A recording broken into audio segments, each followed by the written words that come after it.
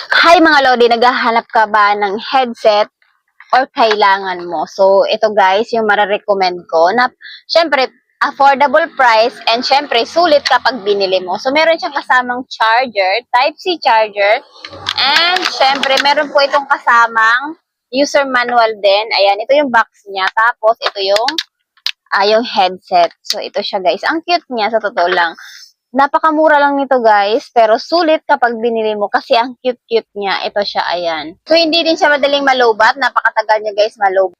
Alam niyo ba mga Lodi, ang cute nito kapag sinusuot niyo sa inyong tenga kasi anti-noise reduction siya guys. Ibig sabihin, kapag suot mo to, wala kang maririnig sa paligid guys. So, okay to kapag halimbawa nagsisenti ka tapos gusto mo mag-music, ayan. So, napaka-cute niya talaga. Ito siya, guys. Ayan. O, diba? Meron siyang iba't ibang kulay. Meron po siyang white and black. And then, syempre, pink.